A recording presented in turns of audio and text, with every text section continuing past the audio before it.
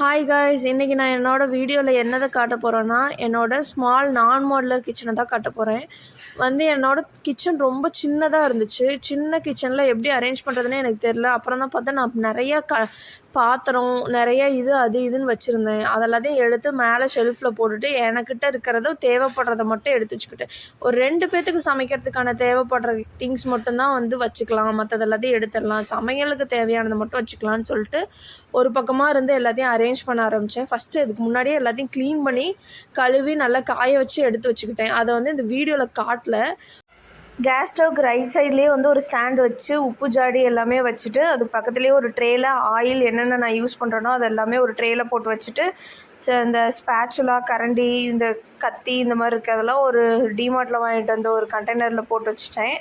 ஷெல்ஃபில் பார்த்திங்கன்னா அடுக்கிறதுக்கு ரொம்ப சின்ன ஷெல்ஃபாக இருந்துச்சு. மேலேயும் கொஞ்சம் பாத்திரம் வச்சுருந்ததுனால கண்ணாடி கிளாஸ் வச்சுருக்கிறத மட்டும் ஒரு ஷெல்ஃபாக அடுக்கிட்டேன் நான். தேவைப்படுறதுக்கு என்கிட்ட அஞ்சரைப்பட்டிலாம் எதுவும் இல்லை. இந்த சின்ன சின்ன மசாலா டப்பா மட்டும்தான் வாங்கிட்டு வந்தேன் கண்ணாடியில் டிமார்ட்டில்.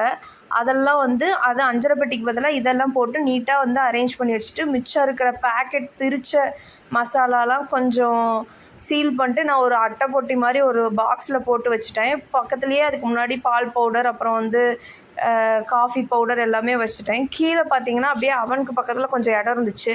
அந்த இடத்துலையும் நான் ஸ்டாண்டு போட்டு அங்கே கண்ணாடி பவுல்ஸு, அப்புறம் மிக்ஸி ஜாரு, அப்புறம் டம்ளர்ஸ் எல்லாத்தையும் அடுக்கி வச்சுக்கிட்டேன். பக்கத்துலேயே பிளேட்ஸ் வைக்கிறதுக்கு இடம் இருக்க மாதிரி இருந்துச்சு. அதனால் பிளேட்ஸும் அடுக்கி வச்சுக்கிட்டேன் நான். எல்லாம் பண்ணோட்டி என் கிச்சன் பார்க்குறதுக்கு இப்படி தான் இருக்குது. முன்ன ரொம்ப மெஸ்ஸியாக இருந்த மாதிரி இருந்துச்சு. இப்போ கொஞ்சம் திங்ஸ் எல்லாம் எடுத்து மேலே போட்டுட்டு தேவைப்படுறது மட்டும்தான் நான் கீழே வச்சுருக்கேன். அதனால் எனக்கு ஓகே தான். எனக்கு நான் இன்றைக்கி க்ளீன் பண்ணது நல்லா இருக்குதுன்னு நான் நினைக்கிறேன். நீங்கள் என்ன நினைக்கிறீங்கன்னு மறக்காமல் கமெண்ட் பண்ணுங்கள்.